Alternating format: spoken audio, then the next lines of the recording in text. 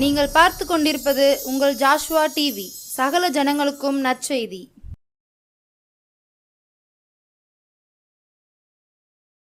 புது எண்ணெயால் புது பலத்தால் புதிய கிருபையால் என்னை நிரப்பும். Hallelujah hallelujah hallelujah hallelujah hallelujah. Thank you Lord. நல்லவரே நன்றி சொல்கிறேன். பரலோக தந்தையே நன்றி சொல்கிறேன். கிருபைக்காய் இறக்கத்துக்காக தோத்துறோம். ஆராய்ந்து முடியாத பெரிய காரியங்களையும் எண்ண முடியாத அதிசய சேருவரே உமக்கு நன்றி. Thank you my Lord, thank you my master, thank you my father. நன்றி சொல்கிறேன். இசப்பா அடிமை மறத்து பேசுங்க, பெரிய காரியம் செய்யுங்க. இசவி நாமத்திலே ஜெபிக்கிறோம் நல்ல பிதாவே, ஆமென்.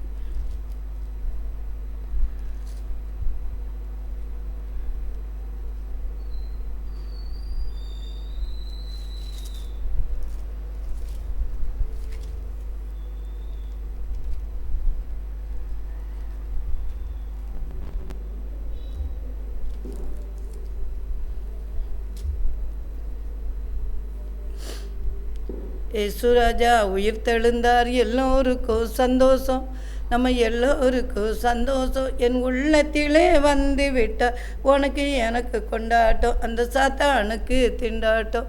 ஆண்டவராக இயேசு கல்வாரி சிலுவையிலே சாத்தானை ஜெயித்து மரித்து இன்றைக்கு உயிரோடு கூட இருக்கிறார். அந்த உயிர் தந்த வல்லமை நம்ம கூட இருக்கும்போது ஆண்டவர் பெரிய அதிசயங்களை செய்ய வல்லவராக இருக்கிறார். அதனால் உயிர் தெழுந்த முதல் இயேசு உயிரோடு எழுந்து யாருக்கு தரிசனம் ஆகிறார் அப்படி சொல்லி நம்ம வேதத்தில் வாசித்தா, மார்க் எழுதின சுவிசேஷம் 16ஆம் அதிகாரம் 9ஆம் வசனம். வாரத்தின் 1ஆம் நாள் அதிகாலையிலே இயேசு எழுந்திருந்த பின்பு மகதலேனா மரியாளுக்கு முதல் தரிசனமானார். மகதலேனா மரியாளுக்கு முதல் தரிசனமாயிருக்கார். பாருங்க, இந்த மகதலேனா மரியாள் ஏசப்பா கூட 12 சிசர் இருந்தாங்க. அந்த யூதாசு 30 வெள்ளி காசுக்காக இயேசுவை முத்தம் கொடுத்து காட்டி கொடுத்து கடைசியில் அவரை பிடிச்ச உடனே நம்ம செய்து பாவம்னு சொல்லி அந்த 30 வெள்ளி காசை தேவாலயத்திலே வீசிட்டு நாண்டு கொண்டு செத்துட்டான். இப்போ 11 பேர் இருக்கிறாங்க, சீசர்கள்லாம் இருக்கிறாங்க. அதில் இந்த மகதலேனா மரியாள் எவ்வளோ பாசம் ஆண்டவர் மேலே வச்சுருக்காரு பாருங்கள். அதனால தான் முதல் உயிர்த்தெழுந்த இயேசுவை அவள் பார்த்துருக்குறா. உயிர்த்தெழுந்த இயேசுவை பார்த்துருக்கிறா பற்றியலா. அதனால் வாரத்தின் 1ஆம் நாள் அதிகாலையிலே இயேசு எழுந்திருந்த பின்பு மகதலேனா மரியாளுக்கு முதல் தரிசனமானார். ஏன்னா அவள் நேரே கல்லறைக்கு கல்லறையில் போய் அழகுக்கு போயிருக்காங்க. சோத்திரம். பாருங்க, ஓய்வு நாள் ஆன பின்பு மகதலேனா மரியாளும் யாக்கோபின் தாயாக மரியாளும் சலோமே என்பவளும் அவருக்கு கந்தவர்க்கம் இடும்படி அவைகளை வாங்கி கொண்டு வாரத்தின் 1ஆம் நாள் அதிகாலையில் சூரியன் உதயமாகிற போது கல்லறையிடத்தில் வந்து கல்லறையில் வாசலில் இருக்கிற கல்லை நமக்காக எவன் புரட்டு தள்ளுவான் என்று ஒருவரோடு ஒருவர் சொல்லி கொண்டார்கள். அந்த கல் மிகவும் பெரிதாய் இருந்தது. அவர்கள் ஏறிட்டு பார்க்கிற போது அது தள்ளப்பட்டிருக்க கண்டார்கள். பார்த்தீங்களா? சோத்ரோ, அந்த கல் ஏசப்பாவை சோத்ரோ ஆலையில் கல்லறையில் வச்சுட்டு ஒரு பெரிய கள்ளத்துக்கு புரட்டி வச்சுட்டாங்க. அந்த கல் பெரிய கல் தள்ள முடியாது. அப்போ இவங்கள்லாம் பெண்கள் தானே, கல்லறைக்கு போய் இயேசுவை பார்க்க போயிருக்காங்க. அது நமக்காக எவன் புரட்டி தள்ளுவான், அந்த கல்லை புரட்டி யார் புரட்டி தள்ள முடியும் அப்படின்னு நினச்சிட்டு இருக்கும்போது அந்த கல்லறையை பார்க்கும்போது கல் ஏற்கனவே புரட்டி தள்ளப்பட்டு இருக்கிறதை கண்டார். அவர்கள் கல்லறைக்குள் பிரவேசித்து என்ன செய்கிற பார்க்குறாங்க பாருங்க.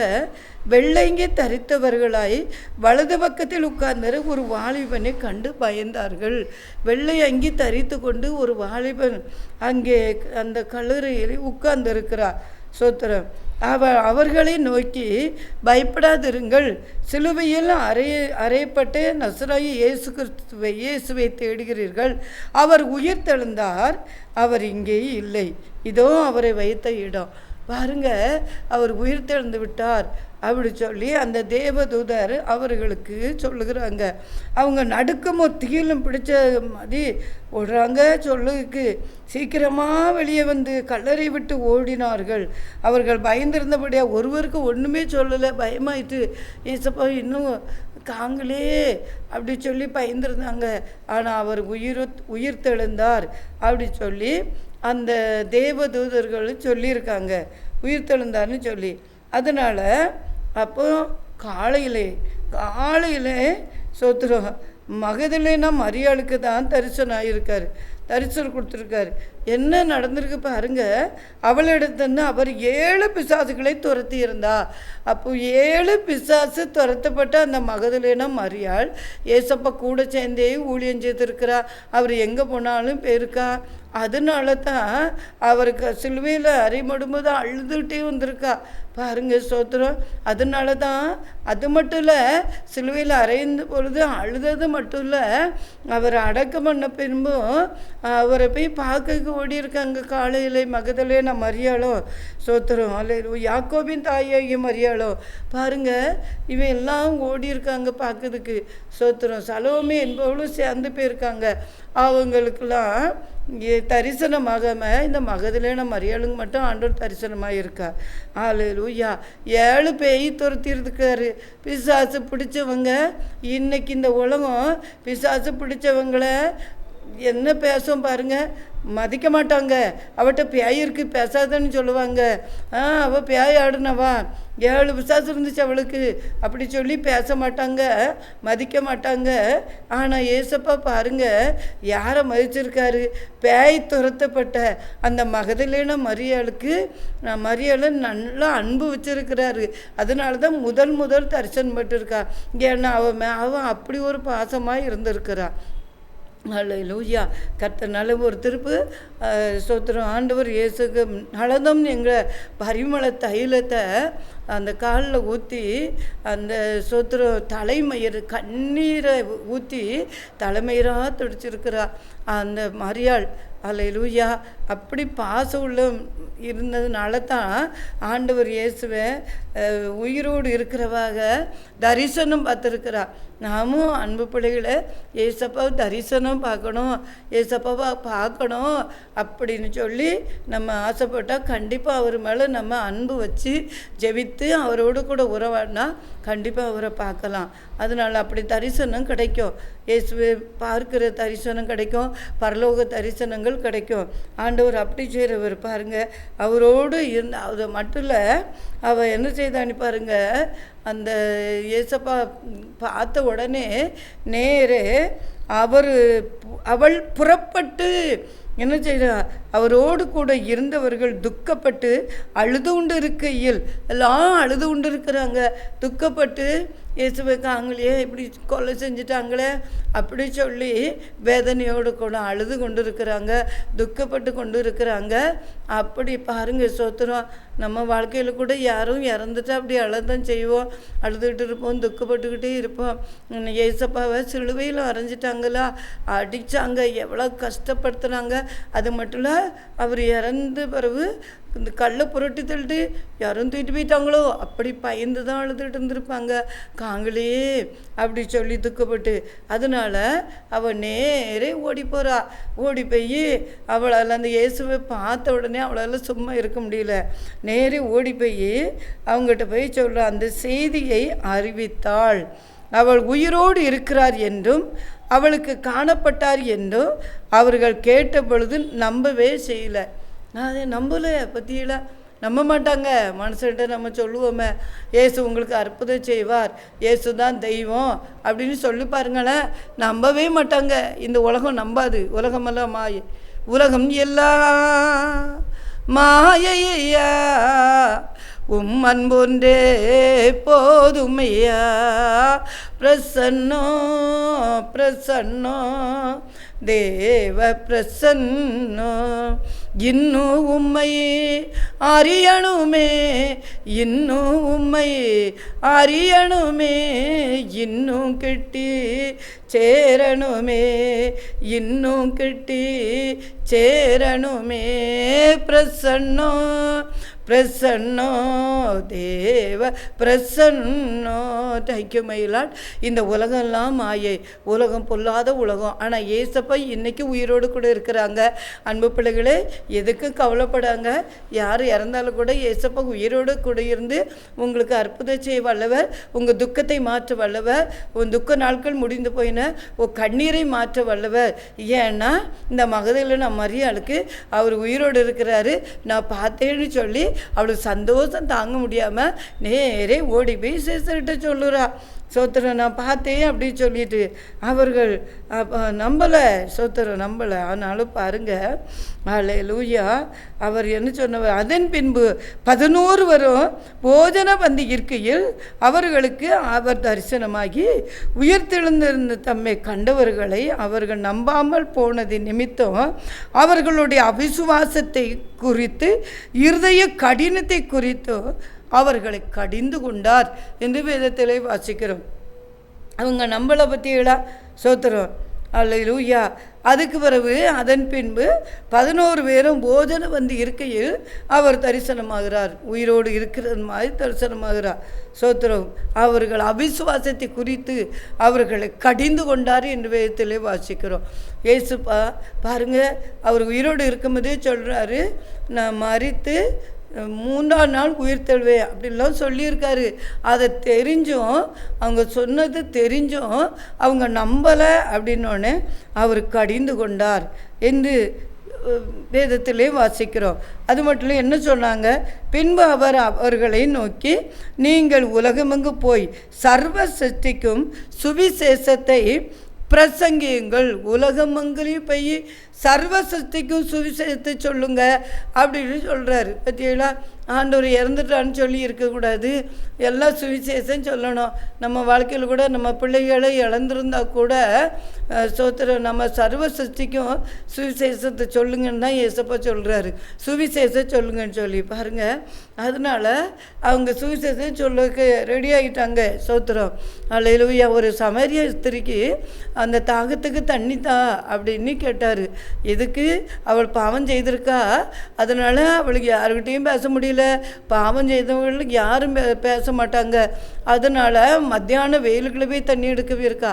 அவர் பேசி அவர் உள்ளதான் அப்படியே சொன்னார். சோத்திரம். புருஷனை அழைத்து கொண்டு வான்னு சொன்னோன்னே எனக்கு புருஷன் இல்லைன்னு சொன்னா. பற்றியெல்லாம் ஏற்கனவே இருந்தது 5 புருஷர்கள், இப்போ இருக்கிறது உனக்கு புருஷன் இல்லைன்னு சொல்லிட்டார்ல. அவளுக்கு தன்னால் ஐயோ நம்ம செய்த பாவத்தில் கரெக்டாக சொல்லிட்டாருன்னு மனம் திரும்பி நேரே ஊருக்குள்ளே ஓடி சுவிசேஷம் சொல்லுகிறா. அந்த சமரிய பட்டணத்தில் உள்ள மக்களை அத்தனையும் இசப்பட்டு கொண்டு வந்துட்டால. அன்பு பிள்ளைகளை, நம்ம சமரிய ஸ்திரி போல் இருக்கிறோமா? இந்த மகதலேனா மரியாளை போல் இருக்கிறோமா? மகதலேனா மரியாள் நான் இயேசுவை பார்த்தேன்னு நேரே போய் சீசர்கிட்ட சொல்கிறாங்களா? சீசர் அழுதுகிட்டு இருக்காங்க, துக்கப்பட்டுக்கிட்டு இருக்காங்க. அதை போய் நேர நல்ல செய்தி சொல்லுகிறா. ஆமாம், கண்டிப்பாக நம்ம நல்ல செய்தி சொல்லணும். அன்பு பிள்ளைகளே, அல்லேலூயா. அதனால் இயேசு அந்த சீசருக்கு திரும்பவும் அவங்க நம்பாததினால சீசருக்கு தரிசனமாகி சொல்கிறாரு, கடிந்து கொண்டார் என்று வேதத்தில் வாசிக்கிறோம். பின்பு அவர்களை நோக்கி சுவிசேஷம் சொல்லுங்க. அது மட்டும் இல்லை, விசுவாசம் உள்ளவனாகி ஞானசானம் பெற்றவன் ரட்சிக்கப்படுவான், விசுவாசியாதவனோ ஆக்கினைக்குள்ளாக தீர்க்கப்படுவான்னு சொல்லிட்டாரு. விசுவாசம் உள்ளவனாகி ஞானசானம் பெற்றவன் ரட்சிக்கப்படுவான். யார் ரட்சிக்கப்படுவாங்க? விசுவாசம் உள்ளவனாகி. அல்லேலூயா. விசுவாசம் உள்ளவனாகி ஞானசானம் பெற்றவன் தான் ரட்சிக்கப்படுவான். மூழ்கி ஞானசானம் எடுக்கணும். சிறு பிள்ளைகள் ஞானசானம் பைபிள்லே இல்லை. அன்பு பிள்ளைகளை, சின்ன குழந்தைகளை சர்ச்சில் சேர்க்குறாங்க, அவ்வளோதான். ஆனால் மூழ்கி ஞானசானம் எப்போ எடுக்கணும்னா விசுவாசம் உள்ளவனாகி. விசுவாசம் யாருக்கு? சின்ன பிள்ளைகளுக்கு என்ன நடக்குன்னே தெரியாது. விசுவாசம் அப்படின்னா என்னன்னே தெரியாது. யாருக்கு தெரியும்? பெரிய இயேசுவே 30 வயசில் தான் ஞானஸ்நானம் பெற்றார், வாலிபனான பிறகு. அதனால தான் வாலிபனான பிறகு, வாலிப பிள்ளை ஆன பிறகு தான் ஞானஸ்நானம் எடுக்கணும். அப்படியே அவர் அழகாக சொல்லியிருக்கிறார். அந்த உயிர்த்தெழுந்த வல்லமை உயிரோடு இருக்கிற இயேசப்பா சொல்லியிருக்காங்க, விசுவாசம் உள்ளவனாகி ஞானஸ்நானம் பெற்றவன் ரட்சிக்கப்படுவான், விசுவாசியாதவனோ ஆக்கினைக்குள்ளாக தீர்க்கப்படுவான். நீங்கள் விசுவாசிக்காமல் ஏசப்பா உயிர்த்தெழுந்து இருக்கிறாரு, உயிரோடு இருக்கிறான்னு சொல்லி விசுவாசிக்காமல் இன்னும் நீங்கள் ஞானஸ்நானம் எடுக்காமல் இருந்தால் கண்டிப்பாக ஆக்கினைக்குள்ளாக தீர்க்கப்படுவீர்கள். அல்லேலூயா. தேவன் சர்வ வல்லவர், ஆராய்ந்து முடியாத பெரிய காரியங்களையும் எண்ணி முடியாத அதிசயங்களை செய்கிற தேவன். அவர் மகிமையான தேவன், பயங்கரமான பராக்கிரமசாலி. அவர் கூட இருந்து வழிநடத்துகிற தேவனாக இருக்கிறார். பார்த்தீங்களா? உலகமெங்கும் போய் சர்வ சக்திக்கும் சுவிசேஷத்தை பிரசங்கியுங்கள். அல்லேலூயா. விசுவாசிக்கிறவரால் நடக்கும் அடையாளங்கள் ஆவன. அடையாளங்கள் கொடுக்கிறார் விசுவாசிக்கிறவர்களுக்கு. ஊழியக்காரர்களால் நடக்கும் அடையாளங்கள் ஆவன அப்படின்னு சொல்லலை. விசுவாசிக்கிறவர்களால் நடக்கும் அடையாளங்கள் ஆவன. என் நாமத்தினாலே பிசாசுகளை துரத்துவார்கள். பாருங்க, முதலாவது அற்புத அடையாளம், என் நாமத்தினாலே பிசாசுகளை துரத்துவார்கள். இயேசுவின் நாமத்திலே பொல்லாத பிசாசை வெளியே போன பேய் ஓடும்.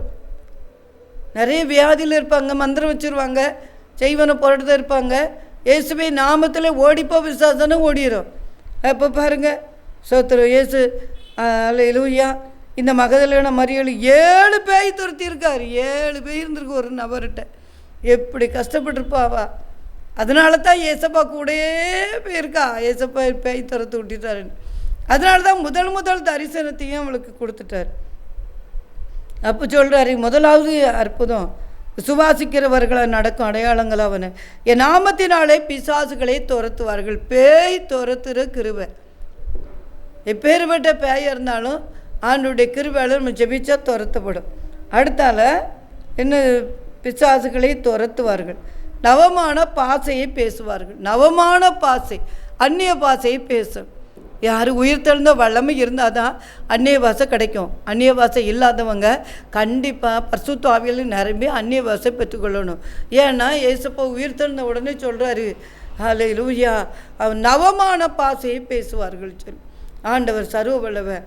இப்போ போன மாதம் பம்பாயில் மீட்டிங் இருந்தேன், சர்ச்சில் செய்தி கொடுத்து முடித்த உடனே பாருங்கள், ஒரு சிஸ்டர் எனக்கு பல்ஸ் வியாதி இருக்குது அப்படின்ட்டு ரொம்ப கஷ்டப்பட்டு கொண்டு வந்தாங்க. ஆப்ரேஷன் பண்ணி கேட்கல, கஷ்டப்படுறேன் அப்படின்ட்டு கூப்பிட்டு வந்தாங்க. பாருங்கள், ஜெபிச்சோன்னா கையில் வச்சு இயேசுவின் நாமத்தில் இந்த பல்ஸ் வியாதியை கொண்டு வர பொல்லாத விசுவாசை வெளியே போனி ஜெபிச்ச போனே அந்த பேய் ஆடி கீழே விழுந்து ஓடிச்சு. அப்போ ஆண்டவர் சுகம் கொடுத்துருக்கிறார. எவ்வளோ பெரிய தெய்வம் பற்றியெல்லாம். ஏன்னா அந்த உயிர்த்தெழுந்த வளமை அதான் சொல்கிறாரு, பிசாசுகளை துரத்துவார்கள், நவமான பாசையை பேசுவார்கள். அது மட்டும் இல்லை, சர்ப்பங்களை எடுப்பார்கள். சர்ப்பங்கள் அப்படின்னா செய்வன. நிறைய குடும்பத்தில் செய்வன சர்ப்பத்தின் ஆவியில் வச்சிடுறாங்க. அது சர்ப்பம் அந்த குடும்பத்தில் ரொம்ப வேலை பண்ணுது. அப்போ சர்ப்பங்களை எடுப்பார்கள். செய்வன ஆவிகள் எடுக்கக்கூடிய வல்லமை. அடுத்தால சோத்திரம், அல்லேலூயா. சாவுக்கு எதுவாக யாதென்று குடித்தாலும் அவர்களை சேதப்படுத்தாது. எந்த சாவுக்கு எதுவும் மருந்து குடித்தா கூட சேதப்படுத்தாதபடி பாதுகாப்பார். வியாதியஸ்தர் மேல் கைகளை வைப்பார்கள், அப்பொழுது அவர்கள் சொத்தம் அடைவார்கள். எவ்வளோ பெரிய அதிசயம் பாருங்களேன். எவ்வளோ பெரிய வியாதியாக இருந்தாலும் அந்த பல்சு வியாதி கை வச்சு ஜெபிச்ச உடனே அந்த பேய் ஆடி சுகம் கொடுத்துருக்காருல்ல. தேவனால் கூடாத காரியம் ஒன்றும் இல்லை. அதனால அந்த உயிர்த்தெழுந்த வல்லமை, உயிர்த்தெழுந்த ஏசப்பா சோத்திரம் நம்ம மேலே நம்ம கூட இருக்கும்போது கண்டிப்பாக அந்த சுகமாக்குற வல்லமை நம்ம கையில் ஆண்டவர் தருவார். அல்லேலூயா, அல்லேலூயா. தேவன் அப்படி செய்வார். உங்களுக்கு கூட ஒரு வேளை வியாதி இருக்கலாம், ஒரு வேளை பிசாசு இருக்கலாம். அந்த பிசாசை இன்றைக்கி இயேசு நாமத்தில் ஓடிடும். ஜெபத்தோடு முழங்கால் போடுங்க, முழங்கால் போட்டு ஜெபிங்க. எந்த பிசாசு இருந்தாலும் ஓடிடும், வியாதி இருந்தாலும் ஓடிடும். நவமான பேசையும் நீங்கள் பேசணும். அப்படி செய்யறதுக்காக நன்றி. பரலோக தந்தையே நன்றி சொல்கிறேன். கிருபைக்காக இறக்கத்துக்காக தோத்துறோம். ஆராய்ந்து முடியாத பெரிய காரியங்களையும் எண்ண முடியாத அதிசயம் செய்யறதுக்காக நன்றி. இந்த நல்ல நாளுக்காக நன்றி. கலா தூரா தீனா ஷேமனா சம்பலா பௌதனா தீரா ஐட்டோ சிக்கலா பௌதனா ஜராமா ஸ்தோஜி கிளப்பவரிமா ஜீச. பெரிய காரியம் செய்யுங்க. அந்த உயிர் தழுந்த வளமை இந்த பிள்ளைகளுக்குள்ளே இறங்கட்டும். ஆண்டவரை அப்போ அற்புதம் நடக்கட்டும், அதிசயம் நடக்கட்டும். பிசாசுகள் பிடிச்சல் இருக்கிறவங்களுக்கு பிசாசு பிடி விரட்டி ஓடுங்க ஏசப்பா.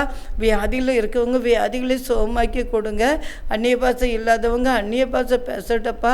நீங்கள் அப்படி செய்கிறதுக்காக நன்றி. தடைகள் மாறட்டப்பா. செய்வனக்கட்டு மந்திரக்கட்டு சர்ப்பங்கள் எடுக்கக்கூடிய வல்லமை இறங்கட்டும். அல்லேலூயா. அப்படி செய்யறக்கா தோத்துரும். எத்தனை பேரும் சர்ப்பத்தினாவே கஷ்டப்படுறாங்க, அதை மாற்றி போடுங்க ஏசப்பா. அதில் சர்ப்பத்தினாவே எடுத்து போடுங்க, கரத்திலே தாழ்த்துரு. பரிசுத்த ஆவியார் அப்படி செய்யறதுக்காக நன்றி. உங்கள் கரத்திலே தாழ்த்துரு. வியாதியெல்லாம் சுகமாக்கி அற்புதம் உயிர்த்தெழுந்த வல்லமை ஆண்டவர் பிள்ளைகளை ஆசீர்வதித்து நடத்துறதுக்காக நன்றி. வல்லமேன்னு ஆவியானவ அப்படி நடத்துங்க, பெரிய காரியம் செய்யுங்க, பாதுகாத்து கொள்ளுங்க, கிருபையை சொந்து கொள்ளட்டும். இயேசுவின் நாமத்திலே ஜெபிக்கிறோம் நல்ல பிதாவே. ஆமென்.